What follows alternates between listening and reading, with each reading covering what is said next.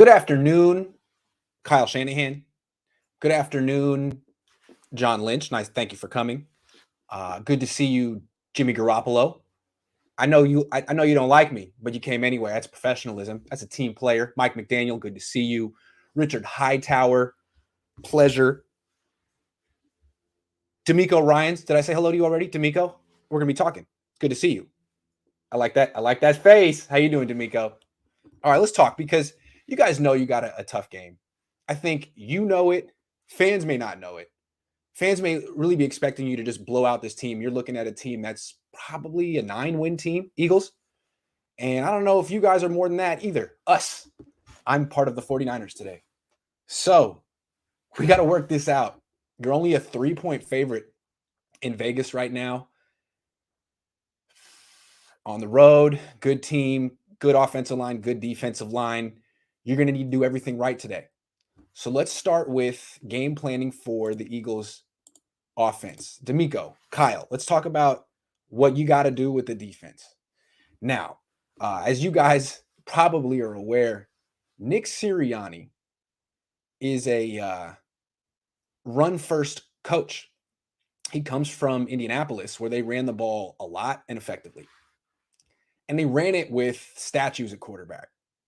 Phillip Rivers, Jacoby Brissett. Now they have Jalen Hurts and a running back, Miles Sanders, who's really freaking good. Not to mention a center who's really freaking good, an offensive line that's quite good. So, D'Amico, what are you going to do to stop the run? Because that's your number one. This is a run-first team. Your mindset has to be stopping the run first. And you couldn't do that against the Lions. The Lions had Jared Goff at quarterback, not a run threat, and DeAndre Swift, who's not as good as Miles Sanders, and split belly zone was too much for you. That's where the tackle and guard block down on the 3-technique defensive tackle. You know this, D'Amico. And the tight end peels across the formation from behind, takes out the defensive end, big hole between the defensive end and the defensive tackle. You guys couldn't fix that. Now, not having Javon Kinlaw was a big deal. You may have him in this game. And if you do have him, you should be okay. But if you don't, here's the thing.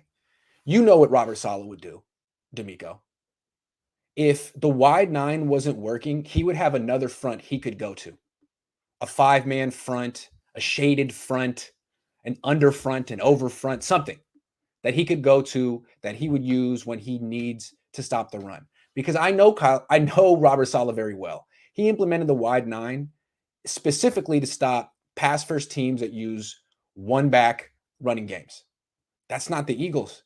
When he goes against a run-first team that has a zone read running game with the quarterback involved, he used a 5-man front. Go back, D'Amico, and watch the tape of the 2019 Niners game against the Ravens when they faced Lamar Jackson. They used a totally different defense in that game, and they did a very good job against Lamar Jackson in that running game.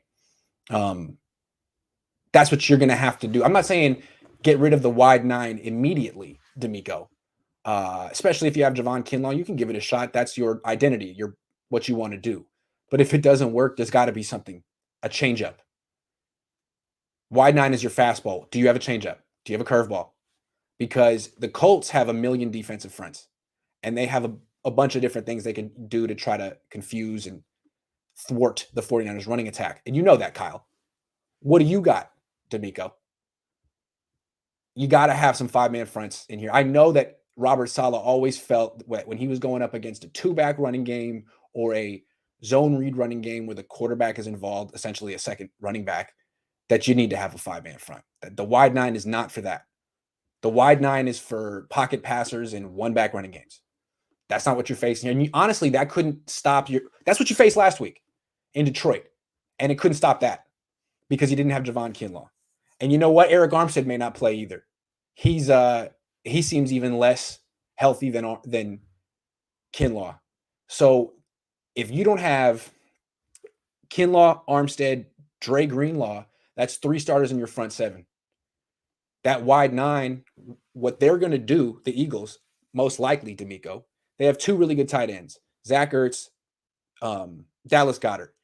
Do a 2 tight end formation where one guy's on one side, one guy's on the other. It's called a balanced formation, 7 across the front.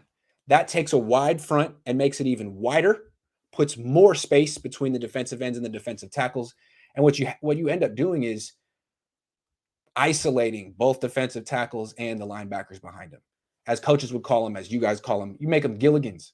And now you're isolating DJ Jones, Zach Kerr, Demetrius Flanagan-Foles, Azeez Al-Shaair.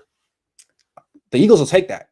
So give it a shot. If it doesn't work, what is your 5-man front? What is your secondary front? I don't know. Tell me, D'Amico. I'm looking to see that. That's the first thing I'm looking for with this defense. You can't let a gimmick wide-eyed front get gouged for 200 yards between the tackles. Can't let that happen. You'll lose. Got to have a way to prevent. That's the easiest way for the Eagles to win this game. Can't let that happen. All right, now let's talk coverages. If you find a way to slow down the Eagles running game and get them to pass the ball, how are you going to cover this Eagles offense? You don't have Jason Verrett. He's out for the year. You may not have Emmanuel Moseley either. He is, talking to you, D'Amico Ryans, he is injured with a knee injury. Hasn't practiced all week, didn't practice last week. Not looking good for Emmanuel Moseley. So you'll have Diamador Lenore and Ambry Thomas, Josh Norman. I would go with Ambry Thomas because at least he can run. Josh Norman's slow. But it seems like what you're probably going to have to do is go with the experienced guy. It seems like you don't trust Ambry Thomas. I don't know why you made up your mind so quickly on him. Took him with a 3rd-round pick. Kyle, what's up with that? I mean, you gave him like 2 tries in training camp, and he's terrible. And now you're going to go with 39-year-old or 34-year-old Josh Norman. Okay, great. So you'll probably start Lenore Norman, and that means you'll have to play a lot of zone.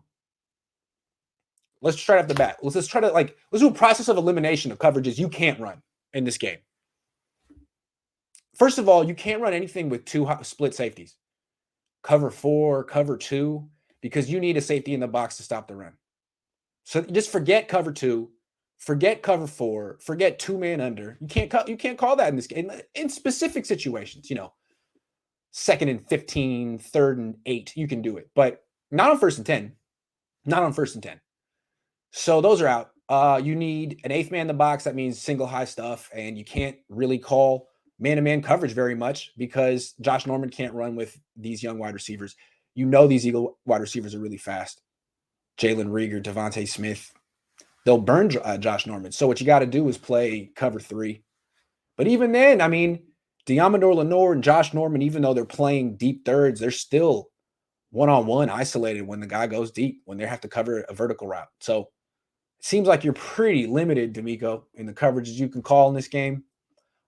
Cover 3, the virtues of that in this matchup are, at least with zone coverage, you got all eyes on the quarterback. And if he tries to scramble you got 11 quarterback spies and not 1. And you got that 8th guy in the box to help you against the run, which is to run first attack, as I mentioned. Other than that, really puts a lot of stress on Lenore and Norman, even though they're in zone. Doesn't matter. They're still going to have to cover some deep routes. That's what you got to call. D'Amico, what I'm seeing here is you may not have 5 starters on defense. Armstead, Kinlaw, Greenlaw, Verrett, Moseley, 5. Is there anyone else that I'm missing? Yeah, that's it. D Ford limited, but he should probably play. So, I mean, I'm trying to help you, but there's not a lot you can do here, D'Amico. I think what we're figuring out, Kyle, talking to you, you're the head coach here. You're in charge of defense too, is that you can't expect this defense to give up fewer than, 24 points would be a great output for you, D'Amico. If you could just give up 24. If we could just get you to just give up 24 in this game, that'd be great. But honestly, depending on how many of these guys don't play, I think more reasonable expectation is 28. 28. Can you limit them to 28 in this game? Can you take away something, run or pass? Because you're missing half your starters. I feel terrible for you, D'Amico. But you do need to show the right coverages and the right front, a mixture of fronts. That's what I'm looking for from you. All right, let's move on. Kyle, Mike McDaniel, offense. Let's talk. You had a great game plan week 1. It was perfect. It was run first. You didn't do anything cute. You did basically the most simple meat and potatoes, basic stuff that you could do to beat the Lions, and you scored 41 points. Great job. You had a game plan that featured running the ball. And I believe your first 2 plays were runs. That's a statement. What do we want to do with our first offensive touch? Give it to Mostert. What about our second one? Give it to Mostert. Why? Because he's going to get 10 yards. That's how good Mostert is. And then he got hurt. And then you stuck with your game plan. I give you guys credit for that. You stuck with your game plan and you gave all his carries to Elijah Mitchell and you won. And Elijah Mitchell's very good. But here's the thing. You know it. I know it. Elijah Mitchell knows it. He's not as good as Raheem Mostert. And that's nothing against Elijah Mitchell. Because Raheem Mostert is the fastest player on the team. He's the second fastest player in the league. He's the most gifted outside zone runner I've ever seen in my life. Makes it look easy. He is a easy 10 yards. He's just a first down waiting to happen. Basically a 90-yard TD waiting to happen. That's not Mitchell. He's good, though. He's still good. But I'm curious, Kyle, since you know he's not as good as Mostert, and you probably don't have as much confidence in him as you do in Mostert. You showed confidence in him against the Lions, but this isn't the Lions. These are the Eagles. Are you going to shy away from the running game? Is the run-pass ratio going to – because now you've had a whole week to think about it. Against the Lions, you stuck with your game plan. That was good. Now you got a whole week to think about it and plan something else. Are you going to go pass heavy against the Eagles because you don't have Mostert? Is the first play of the game going to be play action or an RPO or a screen because you don't have that same confidence where I got to get the ball in my running back's hands first play of the game because that's my guy. That's how you felt about Mostert. That's how I felt about him too. Now he's gone. Elijah Mitchell. I think in this case, you got to pretend he's Mostert and you got to feed him the ball like you have that kind of confidence in him. And maybe not just him. Give JaMychal Hasty some carries too. I really like him too. Give Trey Sermon some carries.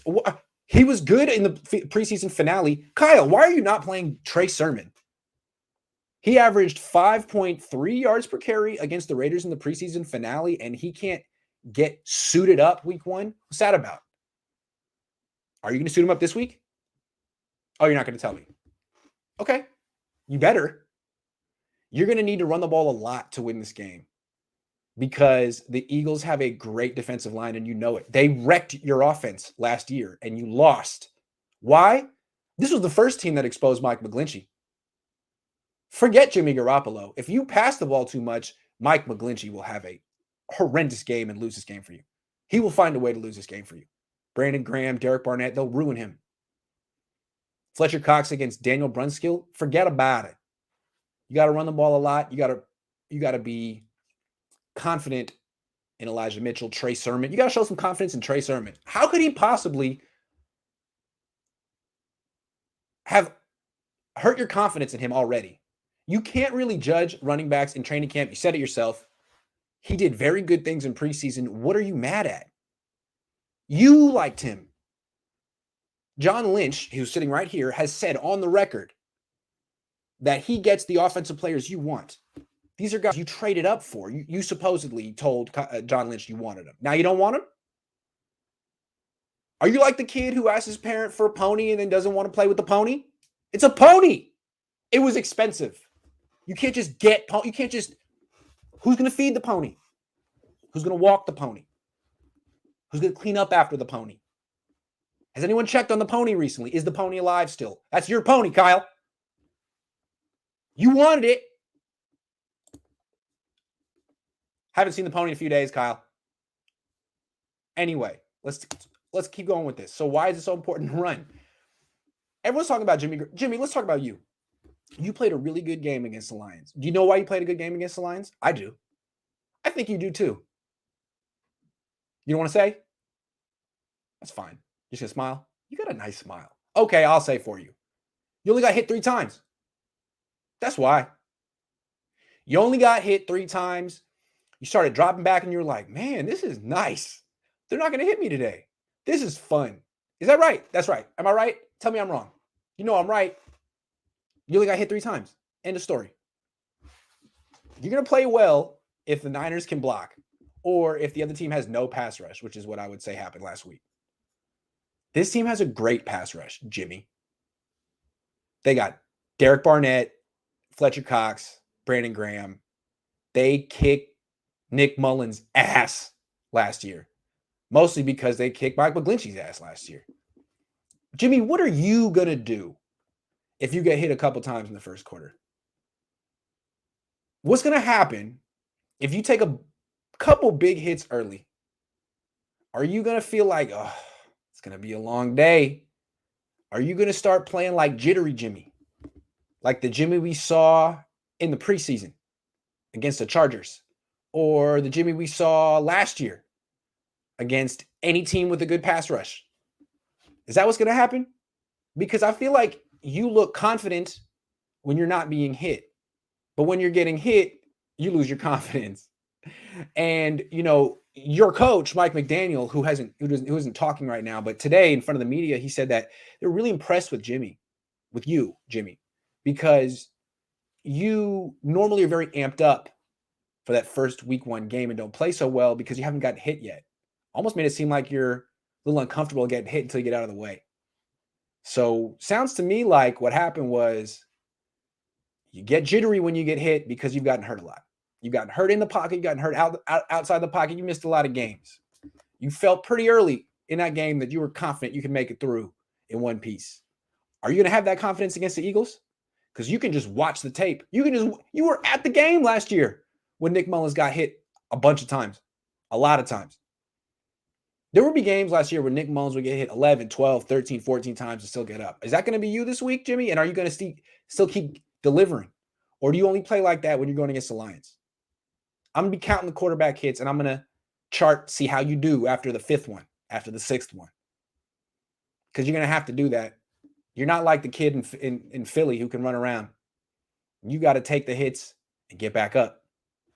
Can you do that? Because that's required this week. Moving on. Mike McDaniel. Kyle Shanahan.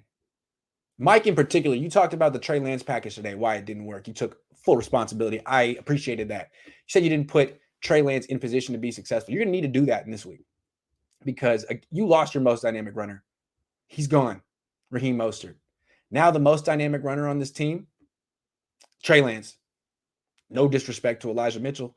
But just like in 2012, Kyle, when you guys were in Washington and you had Alfred Morris, rookie 6th-round pick, running for 1,600 yards, hell of a player. Who's the most dynamic runner in that backfield? Who was it? RG3. You know it. That's what you got here. You got to use Trey Lance. And you didn't need to use him against the Lions, although you should have, because that would have been a great opportunity to get him some throws and let him practice being a quarterback, experience. That's important. But no, you didn't do that. That's fine. In this game, you're going to need to run him. He's going to need to be part of your run game because, again, you need to run more than you pass. And you don't have Mostert. And you don't trust Sermon. You need Lance in this game. And you got to figure out runs that work. If he's in the game and the defense isn't respecting the pass, boom, play action. That's what you drafted him for. The Trey Lance package has to be bigger, better, and more sophisticated. Maybe a 50-50 split of runs and passes.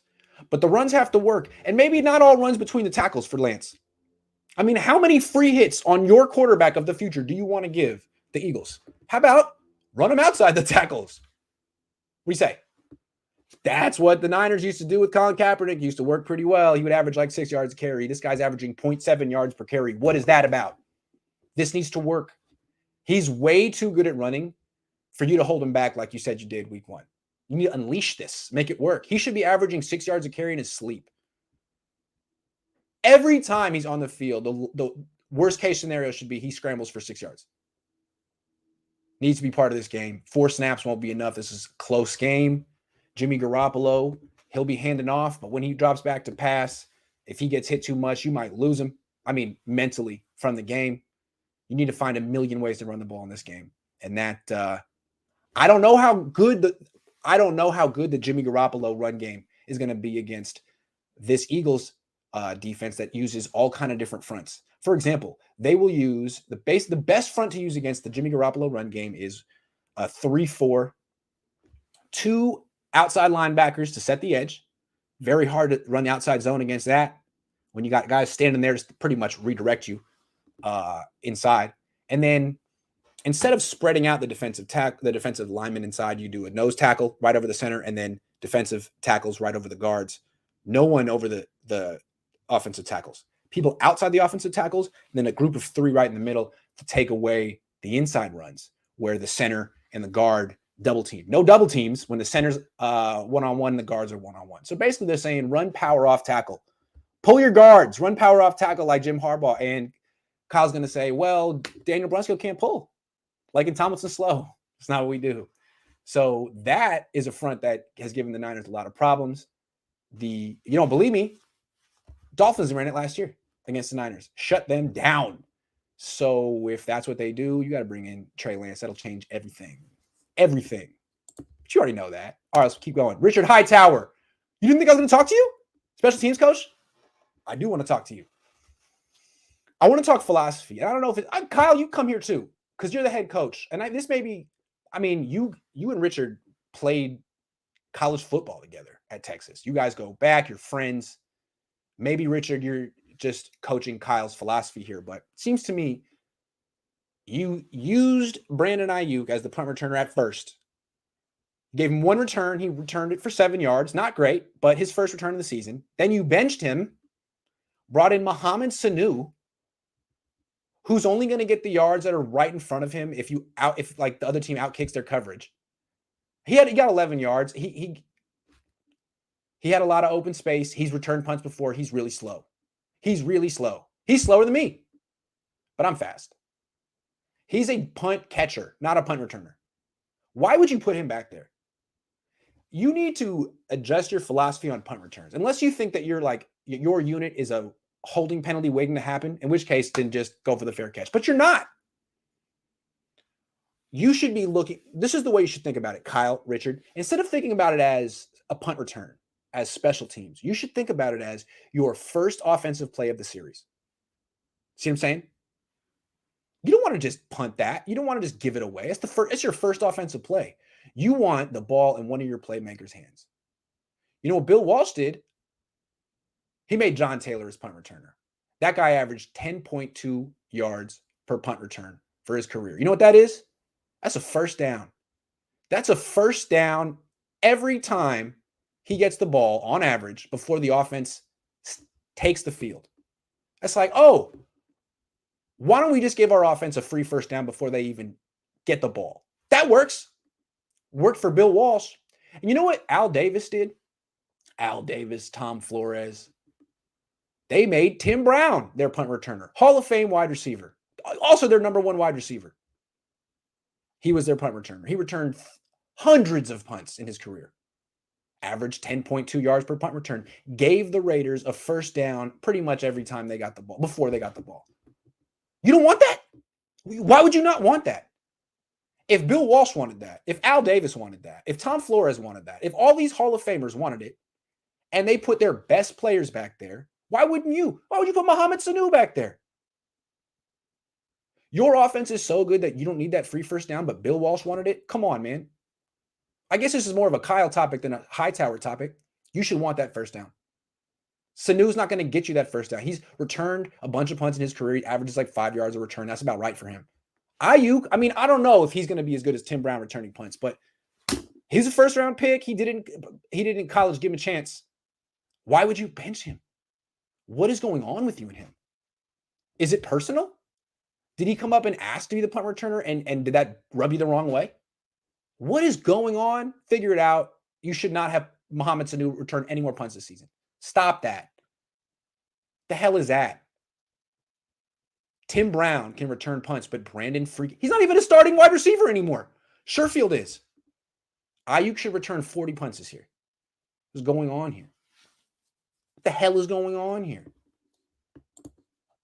Last thing, John Lynch, we need to talk. This team is in a really tough spot right now because you didn't listen to me all offseason. You smiled, you acted like you were going to take my advice, but then you didn't. I'm talking about in these quality controls. I can see you right now.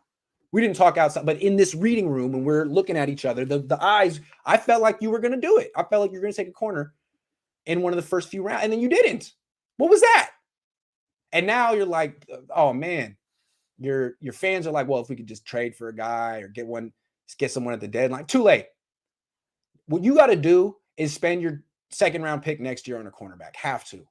But that's a bad place to be in because you don't have a first round pick, and maybe the best player available when you pick in round 2 won't be a corner. But you have to take a corner there. You have to. Should have taken one last year. I don't know how you. I'm not a general manager. I'm just a mere quality control coach. You're better than me. But if I were in your position, John, I would take a cornerback in round 1, 2, or 3 every year. And there wouldn't be many years I'd wait till round 3. That would be every blue moon. Mostly be every year, round 1 or round 2, sometimes round 3. Same thing with wide receivers. I would take a wide receiver round 1, round 2, or round 3, mostly round 2 or round 3 every year. Guard in round 2? Nah, I wouldn't do that. Running back in round 3? No, I would not do that. Why would you do that? You shouldn't be drafting anyone. I mean, you guys are doing a terrible job of drafting and developing offensive linemen. You should be signing those players. You traded a 5th-round pick for Laken Tomlinson, who's been serviceable for you. You spent a 2nd-round pick on Aaron Banks. Do the first thing that you did. That works for you.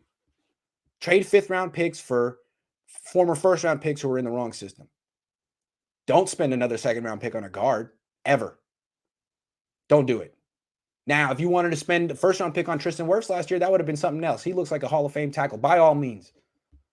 That's a great position to take if you can find a good one. Don't take another Mike McGlinchey, run blocking specialist who needs a tight end to help him pass protect. Don't do that. By heaven forbid. But no, you got to take a corner next year in round 2. Probably the year after that in round 2. Maybe I should have Parag Marath. Parag, can you come in here? Yes. I see you out there just loitering, looking on your phone, pretending like you're not eavesdropping. You're invited. Come in. Parag, can you explain why the last quarterback corner you took before round 3 was Shawntae Spencer in 2004? What is that? It's a pass-first league, Parag. You're going against a team this week that's got a college offense. The ball's going to come out of this quarterback's hands in a 2nd and a half. He's going to throw a bunch of screens to a bunch of wide receivers, and you don't have the corners to match up. You should win this game. But a couple injuries, and now you're a 3-point favorite over the Eagles? I don't know, man. You need to figure this out, Parag, and take some corners. Let John Lynch know that he's allowed to take a corner. Because there's been like 8 general managers in a row who haven't done it. I'm looking at you. Okay, you can leave. Thank you for coming in. John, don't mess with me. Better take that cornerback. I know you won that Super Bowl with the Bucks playing cover 2 where your corners would just hang out in the flat and do nothing. But you can't play that anymore. You need real good corners. All right, class dismissed. Thank you very much. Good luck. Beat the Eagles. All right, let's take some of these. All right, they're gone. Let's talk. They didn't know you were watching. Dylan says, where do you rank us in the NFC West after week 1 last? And that's that. I'm not saying the Niners are going to have a losing season. Here's how I look at it. I thought 11 wins when the schedule came out. But I also thought they would start Trey Lance. Then when they actually went back to Jimmy Garoppolo, I'm like, 10.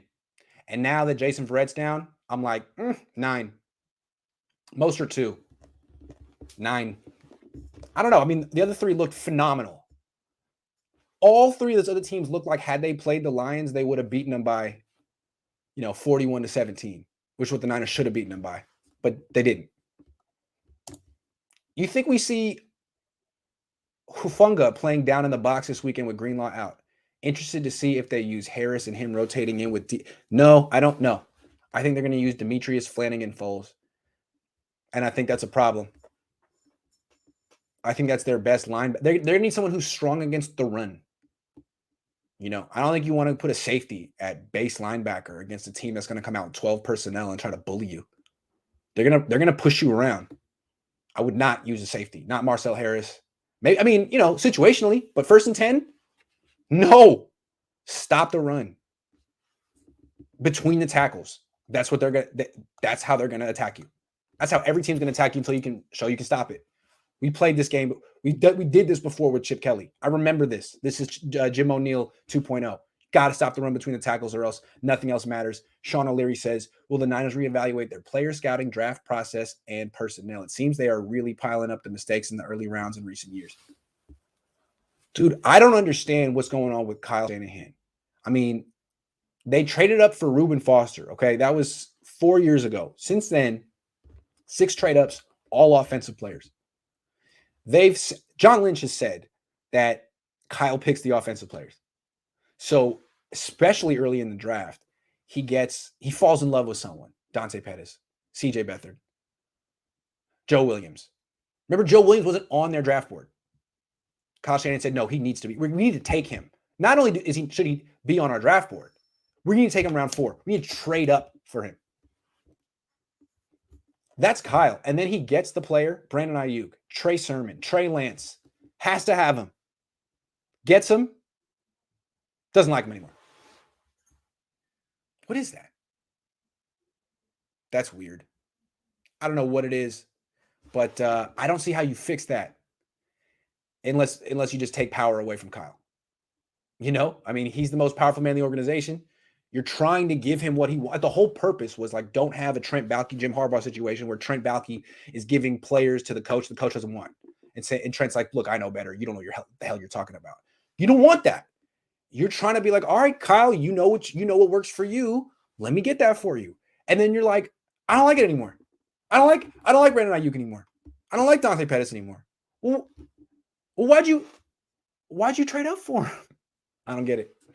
I don't see how you improve that unless you just take it all comes back to Kyle.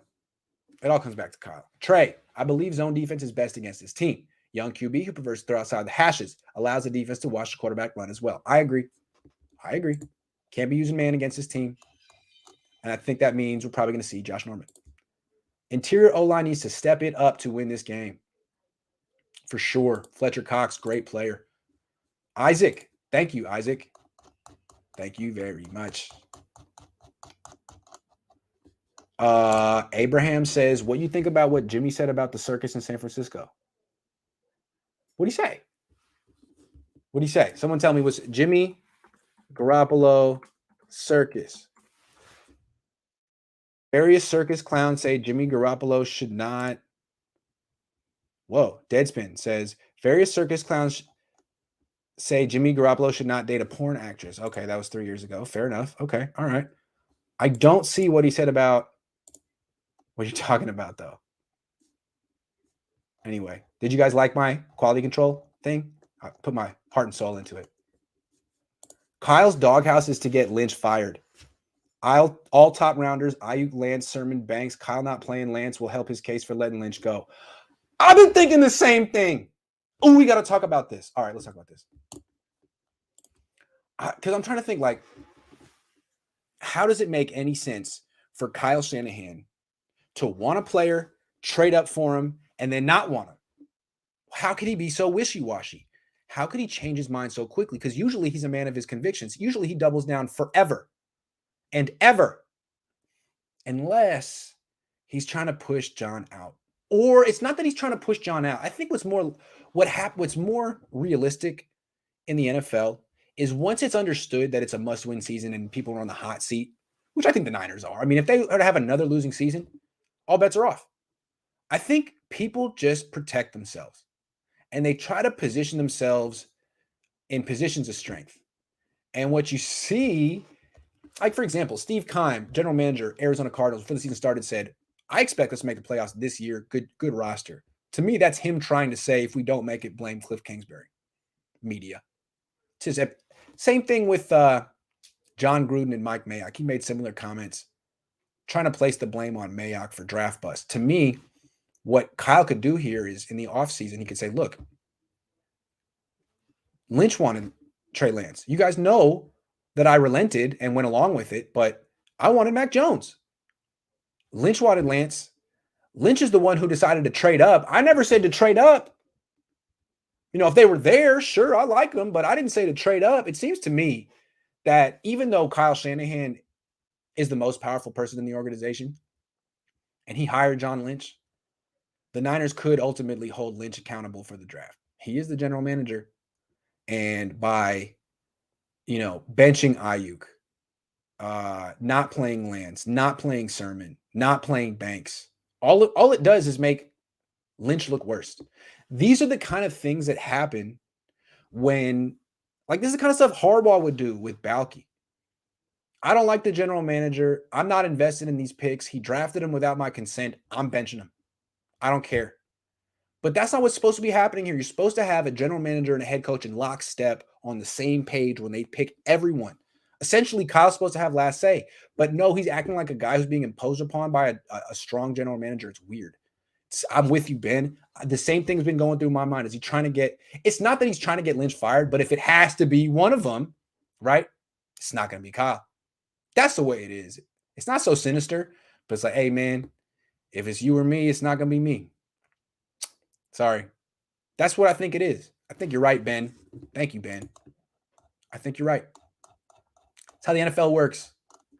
Sean, he said it's not ideal to be giving up plays to Trey and that the guys in the locker room have his backs. It is what it is. Yeah, no one's happy with this. No one's happy with this. And, Niner fans, I feel like Kyle Shanahan had an approval rating of 100% before the Super Bowl. Now it's like 55, 60. He still has the majority of the fan base behind him, but it's eroding the support. He said he doesn't like the 2-quarterback system. He called it a circus and that he doesn't think it will last long. He really called it a circus? Well, if he gets hurt, then it won't last long. Jimmy Garoppolo, this whole Jimmy's back movement is killing me. He beat the Lions. They only touched him 3 times. Are we acting like he's a franchise quarterback? That he's going to prove himself this year to be a franchise quarterback? I got something to say to that. Ha ha ha ha. Let's see you do well against the Eagles. Vance says, if everyone stops calling Kyle a genius, it may help. Say it enough times that people believe it. It's true. People call me a genius, and look what it's done to me. It's terrible. I don't think he really said that. First of all, I don't think he really said that about the circus. He didn't say that. He didn't say that. He didn't say that. Sorry, Jimmy. All right, guys. Gizmo, what's up? Thank you. All right, well, I think that's it for today. Fake news. All right, I'll be back on tomorrow, though. I'm so happy I'm not in West Virginia right now. Oh, man. So happy. I will be back tomorrow. And just want you guys, Kinlaw, Foster, Solomon, but it's all on Kyle. I'm not saying it's all on Kyle. Maybe it is Lynch. I think we'll never know who picks these things. I just think it's kind of, I think Ben's right that Kyle's protecting himself. It's how it works in the NFL. Maybe he's right too. I don't know who picked these players. Maybe John is wrong. But I wouldn't be surprised if Lynch is the one that's held accountable at the end. Sorry about the circus thing. Someone faked me out. It was bound to happen. Take care, everyone. See ya.